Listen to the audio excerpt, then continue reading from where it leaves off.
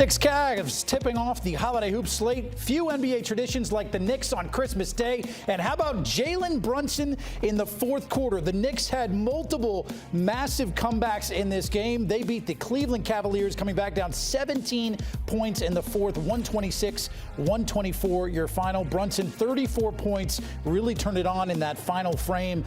You had Mitchell, of course, for the Cleveland Cavs, had his 34 as well. Back and forth in the fourth quarter overall, but the Knicks, they moved to 21-9, their best 30-game start since 2012, as New York continues to stay hot in the Eastern Conference. I want to welcome in our NBA analyst now, John Gonzalez. And John, this Knicks team, you saw twice in this game. They started out missing 14 of their first 16 shots at that second quarter comeback and then turned it on in the fourth quarter. I believe Jalen Brunson at one point was a minus 31 heading into the fourth. How did this Knicks team, John, turn this thing around and pull out the victory here on Christmas Day? Yeah, they started hitting shots, right? I mean, they couldn't throw it in the ocean in the first quarter. They looked terrible. The Cavs, they've been the team this season that couldn't really get their shot to fall. They shot the ball really well today, but the Knicks, just too much Jalen Brunson. And then Jordan Clarkson off the bench had 25. And then a guy who I think maybe some casual NBA fans aren't really clued into, Tyler Kolek, who had been really good for the Knicks in the NBA Cup. He's been used because Deuce McBride has been out, Landry Shamet has been out. Then again today, Josh Hart, he rolled his ankle. Fingers crossed on that one that he's going to be okay. But here comes Tyler Kolek, closing the game with 16 points, goes 4 of 5 from deep. He looked fantastic, and it was just too much Knicks offense in that one. And that's a tough loss if you're the Cavs when you're up 17 points at your rival on Christmas Day and you can't close it out. But credit to the Knicks, great win for them. Mitchell Robinson as well had a couple of key offensive rebounds there as well in the fourth quarter that helped spur that Knicks run. I want to focus on Jalen Brunson for a second because he came in as the reigning NBA Player of the Week. We know his efficiency, how he scores the basketball. But in terms of the MVP race, if the Knicks can continue to keep this up, how do you think things shake out in terms of Brunson's chances of winning the MVP this year, John? Winning might be a stretch. I think that there's a pretty clear top two guys in Joker and SGA, and your mileage may vary on which one you want to go with. I'm a Joker guy. SGA is the defending reigning MVP and Finals MVP. But after that, you've got three guys who are very worthy of finishing in the top five. Jalen Brunson being one of them, along with Luka and Cade Cunningham. Cade Cunningham obviously leading that first place in the Eastern Conference Detroit Pistons team. But Jalen Brunson, man, I mean, you saw what happened today. The Knicks needed every bit of those 34 points to pull out that win and move to 21-9. As you mentioned, their best start over that period. They've won 8 of their last 10. If not for Jalen Brunson, this team is probably, I'm not going to say that they're a middle of the pack Eastern Conference team, but they're certainly not second in the East and challenging presumptively for the Eastern Conference title. So yeah, in the MVP conversation, absolutely. I think it's probably going to be hard for him to climb into that 1 or 2 position, but somewhere in the 3 to 5 range, no doubt about it. Certainly, if the Knicks continue to go on a run here and Brunson leads in the way he did today, certainly can see his name continuing to get some buzz in that MVP race. I want to switch to the Cavs side for a second here. You had a 17-point lead, as you mentioned, in the fourth quarter. They lose that. They came back after that second quarter spurt from the Knicks into the third. What went wrong here for the Cavs? And on the other side, too, I wanted to talk about Evan Mobley. Having him back, first time in his NBA career, comes off the bench, obviously recovering from that calf strain. What did you see from him as well, John? Yeah, getting Evan Mobley back was huge. He was on a minutes restriction, 25 minutes today, but he looked really good, almost a double-double, had a couple of assists. It looked like he was mobile. He had missed 13 days, Ryan, with that calf strain. And calf strains are awfully tricky, right? If it goes wrong, all of a sudden now you're running a risk of an Achilles, so you don't want to do that. And this has been the story for the Cavs all season long, where they haven't been fully healthy, right? I mean, Donovan Mitchell has been their lone constant, but Darius Garland missed a bunch of time with a toe injury. He looked great today, 20 and 10 start. Looks like he's starting to trust his body a little bit more. Jarrett Allen has been in and out of the lineup, and they just haven't been able to consistently miss shots. And on a day where they hit 52% from the floor and 43% from three, they got to be kicking themselves. Kenny Atkinson has to be wondering what they have to do to really get on a little bit of a win here. It looked like they had won a couple games coming into this, and they had a 17-point lead, and Donovan Mitchell goes for 34, and he's dunking on people, and you're thinking, this is it. Now we're going to finally get some momentum, but it's 2 steps forward, 1 step back for this Cavs team all season long, so they have to be pretty frustrated here. 1-8 now on the road on Christmas Day games all time for the Cleveland Cavaliers. You look at these two teams in the Eastern Conference and checking out the updated standings. You got the Knicks there right behind the Pistons, of course, 3 games. The Cavs in the 7th seed right now in the play-in tournament. John, look, we're obviously a long way off from the playoffs and the play-in tournament specifically, but do you see this potentially, if the Cavs can get healthy, the Knicks can stay hot, as this being maybe a preview of what we could see in the Eastern Conference Finals?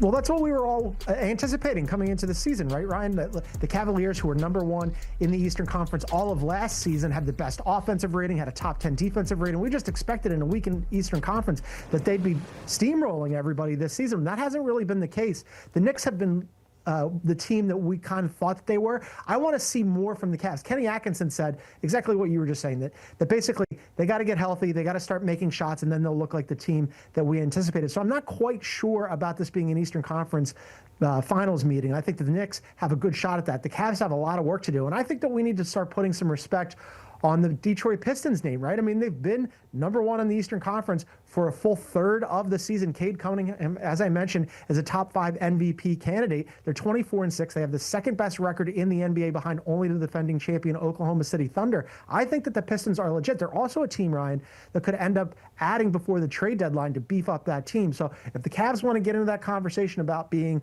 a contender in the Eastern Conference, they got some work to do. Yeah, certainly Cunningham could be an MVP favorite. I know you got Joker and SGA, of course, but what he's done with the Pistons has been sensational this season. John, thanks so much for your insight. We always appreciate it, my friend.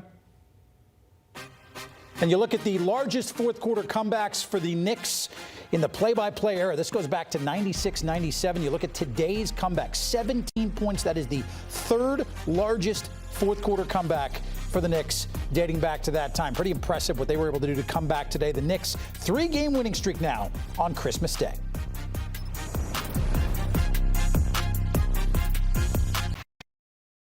What is it about the Spurs having OKC's number? Stephon Castle, mid-range shot there to give San Antonio a 14-point lead late. And San Antonio finishes it off 117-102 over the defending champs. Thunder have lost 5 times this year, 3 in the last 12 days coming to the San Antonio Spurs, who are showing they are for real in the Western Conference and in the NBA. Victor Wembanyama off the bench again, 19 points, 11 rebounds, and the day led by De'Aaron Fox, 29 points for the San Antonio point guard. Oh, by the way, reigning MVP SGA, a season low 22 for OKC. All right, let's bring in John Gonzalez here, our NBA analyst. Chrisana Rado with you here, John. Okay, what is it about the way San Antonio matches it up with the Thunder? Yeah, there's a couple of things here that stand out to me, Chris. I think positionally, the Spurs have a lot of size, right? You start with Wemby, obviously he's gigantic, but then Stephon Castle, Harrison Barnes. If they want to go double big and match up with Isaiah Hartenstein and Chet Holmgren when the OKC goes double big, the Spurs can do that too by deploying Luke Cornett alongside Wemby. And by the way, one of the great nicknames for a duo in the NBA right now, they call them French Vanilla, so love that. But then you've also got Devin Vassell. And then off the bench, Keldon Johnson, Julian Champagnie, and Dylan Harper all have nice size. So that has caused some problems for OKC. And then beyond that, Oklahoma City, what they do better than any other team in the NBA is turn you over. They're #1 in creating turnovers, and then they generate points off of that. They're #1 in creating offense off of turnovers. Well, over these last couple games, the Spurs have been really good about taking care of the ball. Today they had 13 turnovers leading to 13 points. That's not a disaster against Oklahoma City. Normally, Oklahoma City turns over the opposition way more and generates way more points off of that. So those two things combined, taking care of the ball and then their size, have really led to some serious problems for OKC. Got their first loss at home. They don't lose at home, Chris. They lost at home today. They only lost 8 times at home all of last season. Now all of a sudden they've lost 1 at home, and then on top of that, 3 times to the Spurs in the last under 2 weeks. They got to be wondering what is going on in Oklahoma City. Yeah, and I don't know if there's a quick fix here. The Thunder came in allowing only 107 points per game. That was best in the NBA. But in these last 3 games against the Spurs, John, 117, 130, 111. I'm not good enough at math to know this. I had to use the calculator on my phone. That's 119 per game. So a big departure from what OKC has done defensively against the rest of the league here in these 3 losses. Best 30-game start for San Antonio since the 2016-17 season. They went to the Western Conference Finals that year. Are the Spurs for real? Oh, absolutely. I mean, what? They've won 11 of their last 12. They beat the defending champions 3 times in 12 days. When they beat Oklahoma City in the Cup, they won by 2 points, right, in the Cup semifinals, and everybody went, good for the Spurs. That's a great win. Then all of a sudden, 2 days ago in San Antonio, they beat them by 20. Oklahoma City, Chris, does not get blown out. And you thought, okay, that's a really impressive win, but it was in San Antonio. I'm sure that Oklahoma City will be up for the game on Christmas Day in their building where they have arguably the best home court advantage in all of the NBA. And all of a sudden they win that game, the Spurs do, by 15. Yes, they are absolutely for real. They're only 2.5 games out of first place in the Western Conference. And if somebody had said to you, Chris, that a team in the NBA will have the playoff tiebreaker locked up against the Thunder by Christmas, you would have gotten incredible odds on that. And all of a sudden, we have gone from, I just wrote about this for CBSSports.com, could Oklahoma City Thunder reach the 74 win mark and break Golden State's record? Well, that didn't age very well because we've gone from that to all of a sudden, are they even going to be the 1 seed in the Western Conference? Because here come the Spurs. All right, to your credit, this is a team that ran out to a 24-1 start this season. So we were all thinking along the lines you were thinking about here. Second team in the last 3 years to beat OKC 3 straight times. Those are your San Antonio Spurs. I get that he's coming off an injury, and so this is not a full season strategy, but boy, who would have thought Victor Wembanyama could be in the running for 6th man of the year? What a weapon to deploy off the bench, huh? Yeah, exactly. He's still on a minutes restriction. They're still bringing him off the bench. But yes, what a luxury, exactly right, because he played 26 minutes tonight and went for a double-double, 19 points, 11 rebounds, and a block. That's the other thing that's super scary here. If you're the rest of the league, and particularly Oklahoma City, where the Spurs have now gotten you 3 times in 12 days, Wemby hasn't even played his top-tier game yet. He hasn't had a full minutes load. The Spurs are doing this with combinations of De'Aaron Fox, Stephon Castle, Harrison Barnes bombing away. You're getting some good Luke Cornett minutes. In the last game, the one on Tuesday in San Antonio, Keldon Johnson went off. Imagine what happens when Wemby is fully healthy and grooving offensively, because you know he's always going to play defense. You know he's always going to protect the rim. Now all of a sudden you've got a fully healthy Wemby who's scoring as well. That would keep me up at night if I'm in Oklahoma City. Spurs have won 9 of the last 10, just 2.5 games behind the Oklahoma City Thunder now in the Western Conference standings after this Christmas Day victory at OKC, which is, John, you pointed out, a place the Thunder do not lose often at all. John Gonzalez breaking it down for us here on CBS Sports HQ. John, thank you. Again, a look here.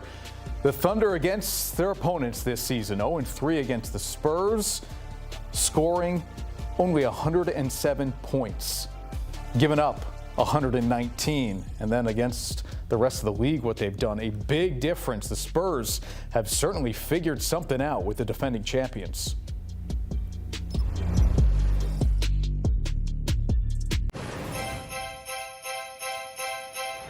For the 3rd time this season, the San Antonio Spurs victorious over the defending NBA champion Oklahoma City Thunder. The latest chapter in this rivalry going down on Christmas Day with the Spurs winning 117-102 behind a team-high 29-point performance by De'Aaron Fox and 19 points, 11 rebounds for Victor Wembanyama. The Thunder are now 0-3 against the Spurs this season and 26-2 against the rest of the NBA. We now welcome in CBS Sports NBA analyst John Gonzalez. John, SGA was quoted post-game as saying, "You don't lose to a team 3 times in a row without them being better than you." The Thunder are still the reigning champs and the overwhelming favorites to win it all again. But do you think SGA is right? Are the Spurs simply better than OKC? Well, he's got a point, right? I mean, it's the old Ric Flair thing. To be the champs, you got to beat the champs. Well, they just beat the champs 3 times in 12 days. When they won in the semifinal of the NBA Cup, the Spurs beat them by 2 points. Nice story, right? Then on Tuesday, they won by 20 on their own floor. And people, certainly that piqued my interest, right? But it was in San Antonio, so maybe you could hand wave it away. For the Spurs to win that 3rd game in Oklahoma City, a place where the Thunder do not lose. They had not lost until today, all season long at home, and they won by 15 points in front of a national audience. That puts a lot of people, obviously also SGA, on notice that these Spurs are for real. They've won 11 of the last 12 games, and they're doing it, Suter. You and I were talking about it before we came on camera. They're doing it at a time when Victor Wembanyama is still coming off the bench. He's still on a minutes restriction. Only played 26 minutes today, went for 19 and 11. Those are nice numbers, right? But what happens when Victor Wembanyama levels up and he's got a full minutes load and he's playing his offense is matching his defense. He had a great game from De'Aaron Fox today. Stephon Castle looked great. They've gotten good contributions out of Barnes and Devin Vassell. Also, positionally, they're much bigger than Oklahoma City. They're a huge matchup problem. And if I had told you that they would have the playoff tiebreaker locked up against Oklahoma City by Christmas, you would have laughed at me. Everybody would have laughed at me, but that's the situation we're looking at. A week ago, we were talking about, could Oklahoma City break the wins record? Now, a week later, today, we're going, are they even the best team in the West? Could it be the Spurs who end up with the #1 seed? Going from one star in Texas to another, Cooper Flagg. He was excellent for the Mavericks, scoring 27 points, the second most ever by a teenager on Christmas, but it wasn't enough to beat the Warriors. Anthony Davis, you guessed it, had to leave early due to a groin injury. Golden State was able to put the Draymond distractions aside, but what was your biggest takeaway from this matchup? Yeah, one, that the Mavs need some help for Cooper Flagg, right? I mean, you thought it was going to be Anthony Davis, then unfortunately that groin issue has been flaring up time and again this season, and now he could potentially be missing some more time. But Cooper Flagg is the absolute truth. Goes for 27 points today. The only team other than LeBron James to have 25 or more points on a Christmas Day game. And then after that, you're looking at like PJ Washington, Brandon Williams off the bench. The Mavs just clearly, they've been playing better, but they clearly don't have enough help around Cooper Flagg. They need to get Kyrie Irving back as soon as possible. But Cooper Flagg, everybody's as good as we thought he was going to be. And then from Golden State's perspective, I mean, they really needed this game. They're just barely above 500 now, 16-15. You mentioned the Draymond Green distraction where he got into an argument, very public argument with Steve Kerr in the last game, walked into the back, came back, didn't play the rest of the game. They all had to address the issues. But Steph Curry had 23 points. Jimmy Butler played a little bit better. They need to get this offense going, right? And this is a good way to start with a win over the Mavs on Christmas Day. Yeah, the first game of the day, the Knicks stormed back from a 17-point deficit in the fourth quarter to beat the Cavs, 126-124, their biggest comeback victory of the season. What impressed you most about how Jalen Brunson and company were able to pull this one off? Yeah, they were down 17 points in this one. They couldn't hit a shot in the first quarter, and they really couldn't miss late in the third and into the fourth. Jalen Brunson goes for 34 points. He was excellent. I'll tell you one other thing that has really piqued my interest and been on my radar is Josh Hart goes out, right? And he was inserted into the starting lineup. And since he was, that offense is really humming. The Knicks are playing really well. Well, he rolled his ankle in the fourth quarter. And here comes Tyler Kolek, who was playing pretty well in the NBA Cup, started to get people to notice him, and has lately been closing games with them. He goes for 16 points and 9 assists. He has 4 of 5 3-pointers. And then when they needed some offense, when they needed a little boost in that fourth quarter to complete the comeback, it was Tyler Kolek, who barely even played last year. Now all of a sudden is playing as the 1A option offensively along with Jalen Brunson to close games, which is absolutely wild. But if you're the Cavs, a team where you get Darius Garland back, Evan Mobley is back, Donovan Mitchell goes for 34 points, you've got a big lead on Christmas Day in MSG, and you blow a 17-point lead, that one hurts. Yeah, and Kolek, it's worth mentioning, also had a pretty big defensive play late in the game as well. So just a phenomenal Christmas Day for him. Not a great performance by the Lakers, losing to the Rockets 119-96. That is now 3 straight losses for LA after a 19-7 start. What kind of read do you have on the Lakers right now? Yeah, the Lakers might be, that record might be a little fraudulent, right? Because they were 19-9 going to today's game. Sounds good, right? Well, now they're 19-10. And if you look at their point differential, it was barely above even. And so there's some cracks showing here because you do have Luka, you have LeBron, and Austin Reeves, but Austin Reeves left the game with a calf strain, and you have to be really careful with those things, right? Because calf strains can be tricky. They can flare into Achilles, and then all of a sudden you're lost for the season. So they're going to be really careful with him. Offensively, with those 3 guys on the floor, they have the 7th best offensive rating in the NBA. However, that defensive rating is 24th, and you saw it today. The Rockets got anywhere they wanted to go. They could not get a stop. KD goes for 25. Alperen Sengun has a double-double.